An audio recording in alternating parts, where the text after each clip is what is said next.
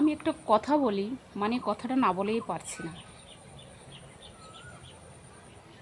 কিছু কিছু দিদিরা আছে, বোনেরা আছে, মায়েরা আছে, মানে দেখি বাচ্চা কাচ্চা মানে জন্ম দেয়, কিছুদিন পরে ভাল লাগলে না বাচ্চা কাচ্চা ছোটো ফেলে অন্য সাথে সম্পর্কে জড়িয়ে যায়, চলে যায়। তাহলে সেই বাচ্চারা কত কষ্টে, কত অত্যাচারে মানুষ হয়, সেটা তোমরা ভেবে দেখলে?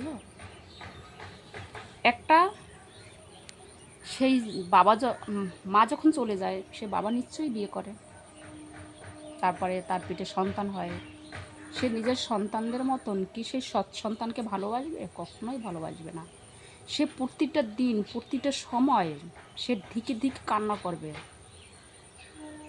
সে অনেক কষ্টে মানুষ হবে। কিন্তু যদি চলেই যেতে হয়, তাহলে বাচ্চাটা জন্ম দেওয়ার আগে চলে যাও, অন্তত পাপি ভুগে হবে না। তার সম্পর্কে 2-3 বছর ঘোরো ফেরো, তার সম্পর্কে বোঝো, তারপরে চলে যাও। হুম। কারণ জন্ম দিয়ে যাওয়ার কোনো অধিকার নেই। একটা মা যদি মারা যায়, বাবা কিন্তু অনেক কিছু সামলাতে পারে না। মা মারা গেলে বাপ হয় তালো, এটা আমরা সবাই জেনে থাকি। তাহলে একটা মা এসব কাজ কী করে করতে পারে? এই যে আমি বললাম না, ঘরে আগলে বগলে, ঘরে কানাচে, একটা সব জায়গা দেখতে পাই। আচ্ছা, ঘরে বসেও অনেক কিছু করা যায়।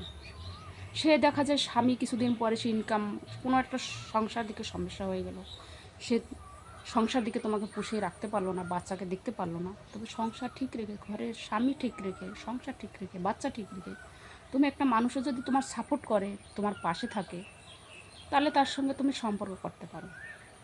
তাতে তুমি পাপি ভুগে যাবে না। কারণ একটা মা পেটের দায়, একটা বাচ্চা বাঁচানোর দায়, অনেক কিছু করতে পারে। সে কিন্তু খারাপ হয় না কখন।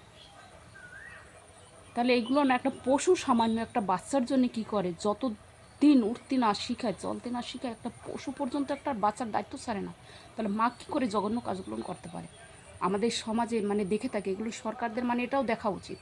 একটা মায়েরও যেরকম দায়িত্ব থাকে, একটা বাবার সেরকম দায়িত্ব থাকে। মাও যেরকম জঘন্য কাজ করে, একটা বাবাও সেরকম জঘন্য কাজ করে।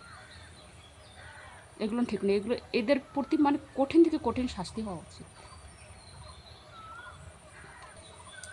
যদি আমার ভিডিওটা ভালো লাগে, লাইক একটু কমেন্ট করে পাশে থেকো।